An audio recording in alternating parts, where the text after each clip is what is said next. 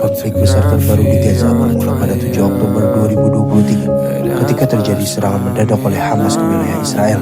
Serangan itu menewaskan sekitar 1.200 orang dan menyebabkan lebih dari 240 orang disandera.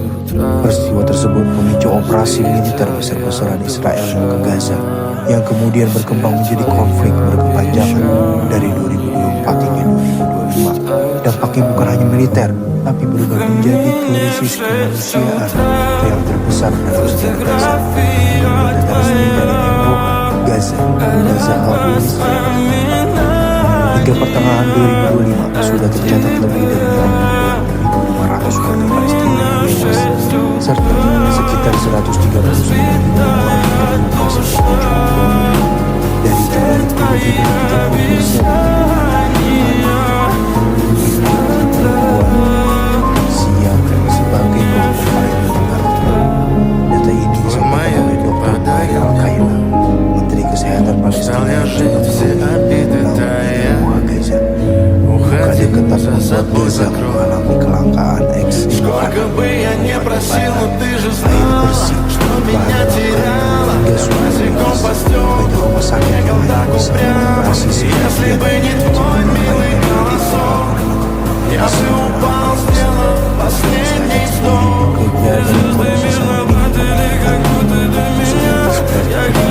juga sangat luas. Laporan PBB menunjukkan ribuan jalan, taman, infrastruktur, rumah sakit mengalami kerusakan. Akibatnya, lebih dari 1 juta warga Gaza terpaksa mengungsi ke wilayah bahkan tidak layak huni.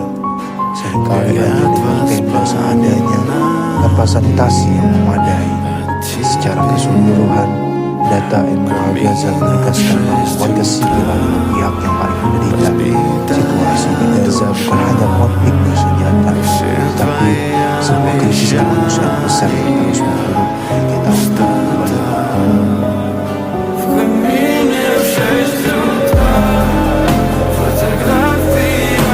Saudara-saudara sekalian, jika kita berbicara tentang konflik di Gaza pada tahun 2023 sampai dengan 2025, maka sejumlah ketentuan hukum internasional sangatlah relevan. Di antaranya tentang perlindungan warga sipil, kemudian tentang larangan tindakan yang bersifat menghukum seluruh populasi. Apa saja?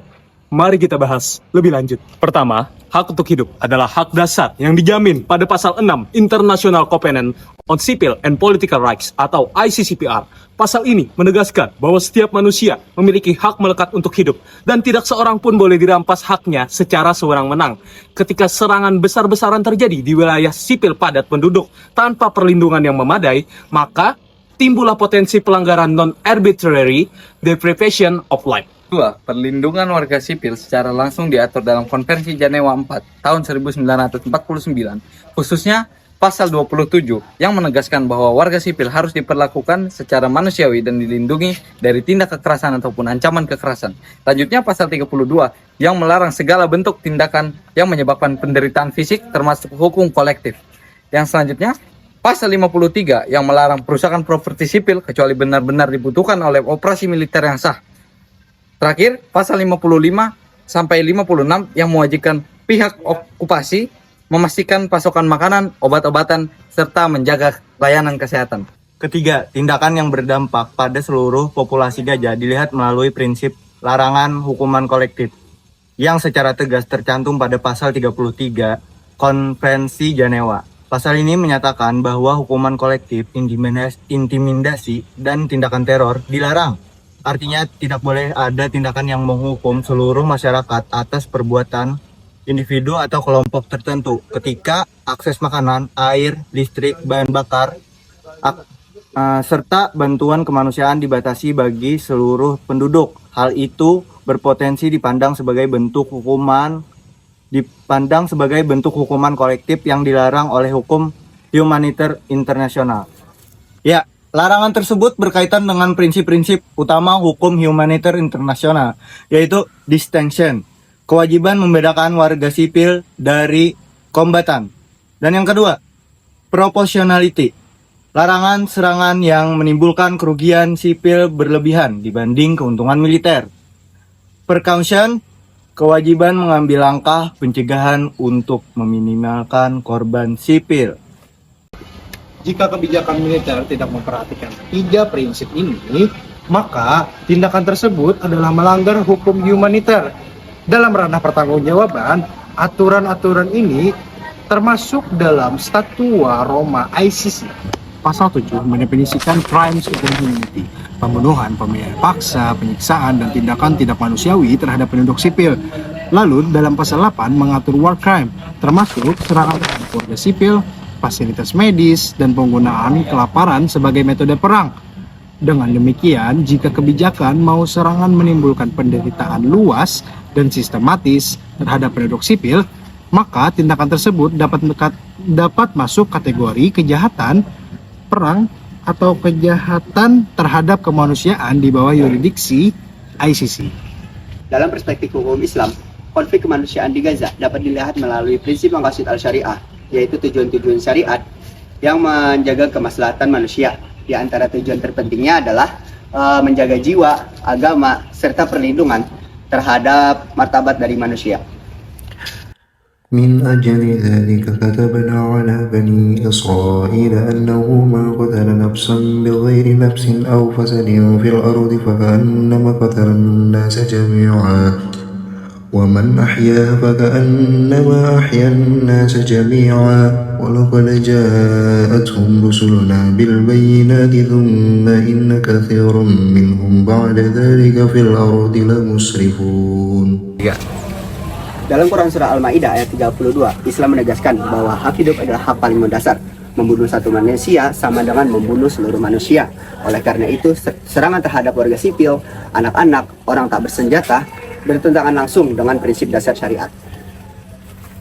ولقد كرمنا بني آدم وحملناهم في البحر والبحر ورزقناهم من طيبات وفضلناهم على كثير ممن خلقنا تفضيلا. Dan juga dijelaskan pada Quran Surah Al-Isra ayat 70, Islam menempatkan martabat manusia sebagai nilai yang sangat luhur. Allah telah menyatakan bahwa seluruh anak Adam telah dimuliakan tanpa membedakan bangsa, ras maupun suku. Prinsip ini selaras dengan nilai kemanusiaan universal yang melarang tindakan penindasan serta serangan terhadap populasi sipil. لا إكراه في الدين قد تبين الرشد من الغي فمن يكفر بالطاغوت ويؤمن بالله فقد استمسك بالعروة الوثقى لا انفصام لها Wallahu sami'un alim. Ayat ini menegaskan bahwa Islam menjunjung tinggi hak beragama atau hak al-adin. Artinya, tidak boleh ada paksaan dalam urusan keyakinan, apalagi sampai merusak tempat ibadah dan melumpuhkan ruang hidup masyarakat. Ini berarti kebebasan beragama, apalagi keamanan komunitas sipil adalah bagian dari ajaran syariat. يا أيها الذين آمنوا كونوا قوامين بالقسط شهداء لله ولو على أنفسكم أو الوالدين والأقربين إن يكون غنيا أو فقيرا فالله أولى بهما فلا تتبعوا الهوى أن تعدلوا وإن تلووا أو تعرضوا فإن الله كان بما تعملون خبيرا. Melalui ayat ini, Islam juga memerintahkan umatnya untuk menegakkan keadilan dan menghindari kezaliman sesuai dengan etika perang yang diajarkan oleh Rasulullah SAW, yakni tentang tidak membunuh warga sipil, menghancurkan tempat ibadah, apalagi sampai memusnahkan penghidupan masyarakat. Dari sini dapat kita ketahui bahwa syariat sangat menekankan tentang pentingnya perlindungan manusia. Dengan demikian, dari perspektif hukum Islam, segala bentuk serangan yang menghilangkan nyawa warga sipil, kelaparan massal, dan penderitaan luas sangat bertentangan dengan maqasid al-syariah dan pesan utama Islam sebagai rahmat bagi seluruh alam. Saudara sekalian, pada kesempatan ini kami akan melakukan wawancara reflektif bersama Ibu Siti mengenai isu kemanusiaan di Gaza. Sebelumnya terima kasih banyak Ibu atas kebersediaan dan waktu yang telah diberikan. Dengan izin Ibu, kami akan memulai pembicaraan dengan pertanyaan pertama. Dari perspektif hukum internasional, apa bentuk pelanggaran HAM yang paling jelas terjadi terhadap warga sipil di Gaza saat ini?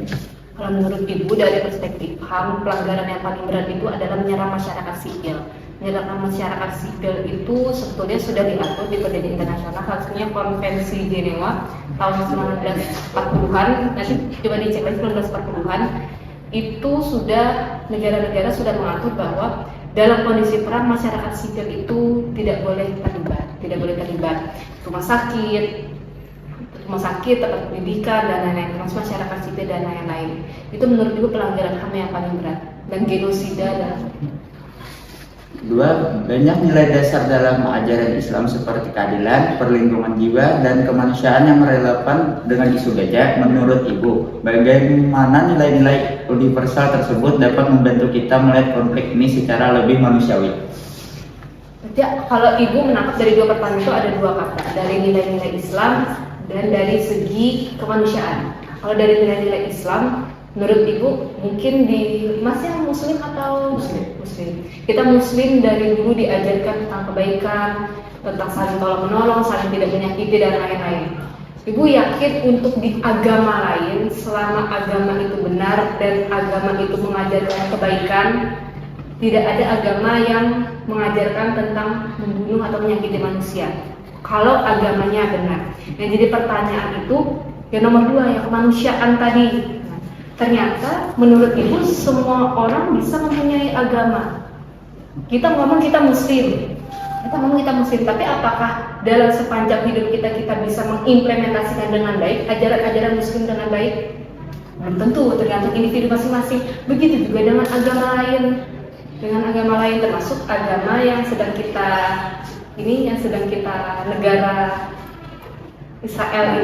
negara Israel ini kan tentu orang-orangnya punya agama. Yang jadi persoalan itu apakah agamanya mengajarkan keburukan atau kebaikan? Nah, nanti kan bisa dicari tahu agama mayoritas Israel apa ya kan? Nah, bisa jadi agama yang di mayoritas Israel itu mengajarkan kebaikan, tapi ternyata diimplementasinya tidak demikian. Ibu yakin semua agama itu mengajarkan tentang kebaikan, kecuali agama yang tidak benar.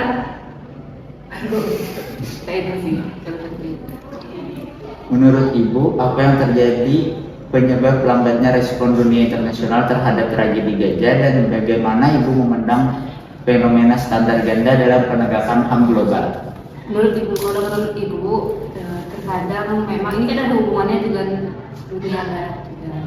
Kita di suatu dunia dengan berbagai macam negara, kita itu punya kepentingan. Ya kan? Mungkin kalian sering mendengar ada negara yang lebih berkuasa, ada negara maju, berkembang, dan negara, kalau Ibu tidak berani bilang negara miskin. Menurut Ibu kurang tepat negara miskin, negara belum berkembang. Dan negara belum berkembang ini kan membutuhkan negara berkembang. Negara berkembang membutuhkan negara maju. Salah satu negara maju siapa? Amerika. Amerika punya kuasa tidak sampai hari ini. Di belakangnya sedang konflik Gaza, pertikaian Gaza dan Israel ini, dan Israel siapa? Amerika. Apakah negara-negara lain, ini kalau Ibu ngomong belak-belakan, tapi kan pendapat Ibu, apakah negara-negara lain, Amerika misalkan mendukung Israel? Walaupun tidak 100% secara nyata, tidak 100% secara nyata mengucapkan itu. Apakah negara-negara yang membutuhkan Amerika berani melawan Amerika? Ini kalau Ibu ngomong belak-belakan aja, berani melawan Amerika? Kan ada beberapa faktor. Kita membutuhkan negara berkembang, negara belum berkembang ini membutuhkan negara maju dari segi politik, dari segi ekonomi, terutama kalau menurut Ibu dari segi ekonomi. Dari segi ekonomi saja kita masih tergantung dengan dolar Amerika. Ya kan? Dari segi ekonomi, dari segi politik dan lain-lain. Itu menurut Ibu. Kalau dari segi ininya, dari segi politik sama segi ekonomi. Bagaimana Ibu melihat peran kampus, khususnya Sivitas Akademi Hukum, dalam memberikan kontribusi moral maupun intelektual terkait isu kemanusiaan seperti Palestina? Yang pertama, menurut Ibu tidak hanya dari lingkungan kampus, kami dosen, bahkan Ibu mengajar di mata kuliah Pancasila, ya kan? Pancasila. Ibu selalu mengingatkan kalian tentang nilai-nilai dasar yang baik untuk menjadi sebuah manusia, menjadi seorang manusia itu seperti apa? Semua bisa menjadi manusia, tapi pantas tidak jadi manusia. Ibu tanya lagi ke kamu, menurutmu negara yang sedang berkonflik dengan Gaza ini apakah seorang manusia? Bukan manusia. Kenapa bukan manusia? Tega membunuh. Apakah itu sesuatu yang baik? Baik. Kenapa masih diberlakukan sampai hari ini? Misalkan menjadi seorang manusia kan, seorang manusia itu belum tentu punya kemanusiaan. Sama tadi seperti pertanyaan di awal kan, kita bisa belajar agama apapun kita bisa belajar, bisa tidak kita mengimplementasikan itu. Selama agama itu agama yang baik, kalau agama yang baik pasti mengajarkan yang baik. Kecuali agama itu agama sesat, nah itu berarti tidak mengajarkan yang baik. Yang terakhir. Itu pertanyaan tadi yang keempat tadi. Oh, nah itu yang pertama tadi. Terus yang kedua, ini kan kalian ini semester 1 nih, ya kan? Semester 1. Ibu yakin waktu sebelum kalian masuk di bangku perkuliahan di ruang akademik ini juga kalian juga punya sosial media, ya kan? Free Palestine, boikot dan lain-lain, ya kan?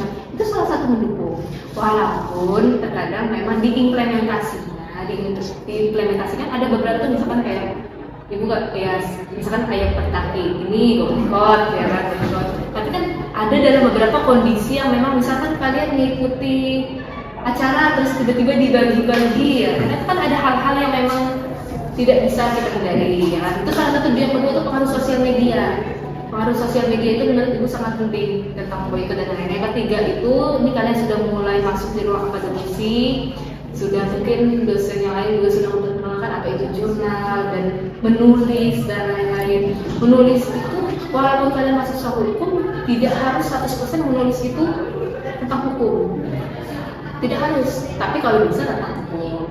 Apakah harus di jurnal? Tidak. Sekarang itu sudah beda zaman. Kalian mau menulis argumen kalian tentang Palestina dan lain-lain juga tidak harus di suatu jurnal. Bisa jadi di tempat media-media lain, misalkan blog atau misalkan di sosial media kalian bisa berargumen gitu. Terus selain di sosial media, secara konvensional kan bisa. Kenapa di konvensional kan bisa? Sudah mulai kan ada tugas-tugas membuat poster dan lain-lain. Kalian sudah mempunyai skill minimal untuk Canva dan lain-lainnya sudah ada gitu. Sebetulnya bisa ada menurut ibu ada satu solusi yang saat ini, yang pasti saat ini itu selain sosial media dan lain-lain yang bisa kalian lakukan, tahu nggak apa?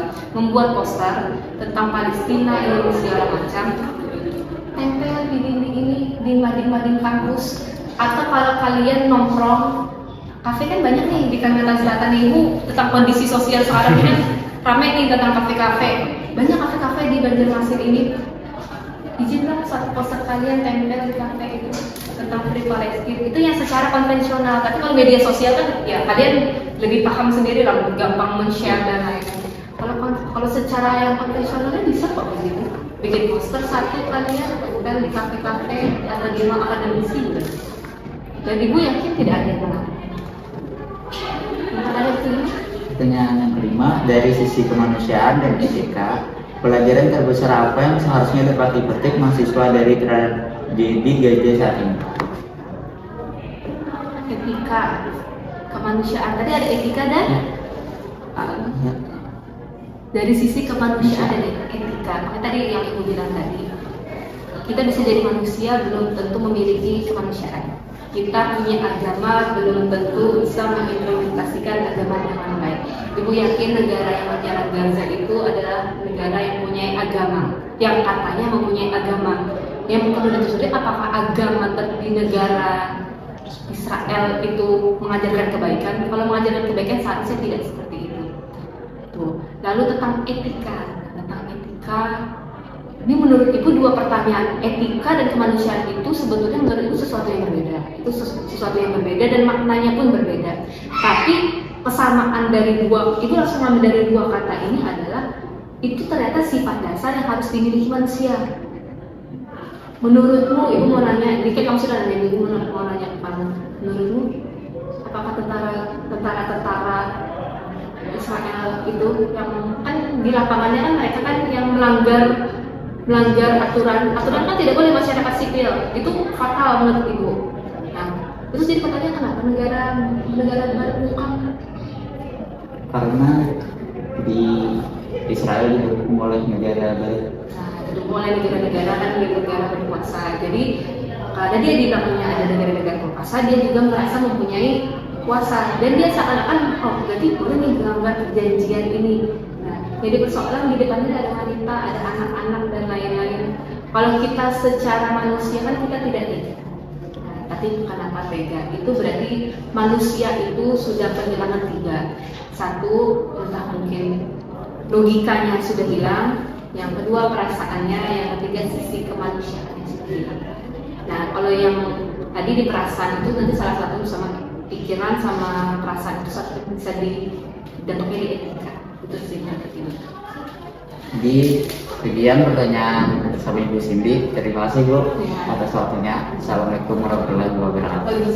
Tragedi gajah memperlihatkan bahwa kemanusiaan bukan sekadar empati, tetapi keberanian bersuara ketika ketidakadilan terjadi secara terang-terangan. Berarti memberikan ruang bagi rakyat yang tertindas untuk mendapatkan hak mereka. Hidup, merdeka, dan aman, hak paling dasar bagi setiap manusia, dan mereka berhak mendapatkannya.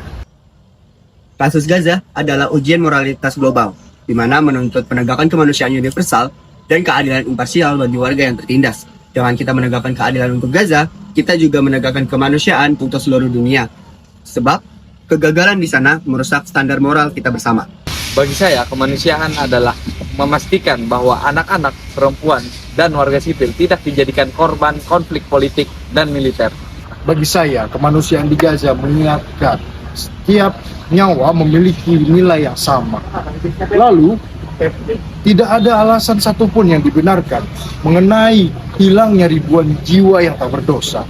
Bagi saya, Gaza adalah cerminan paling jelas bahwa kemanusiaan telah gagal ketika dunia membiarkan ribuan, bahkan jutaan warga sipil dibunuh tanpa perlindungan. Seharusnya keadilan berpihak pada mereka yang tertindas, bukan pada kekuatan yang berbunyi paling keras.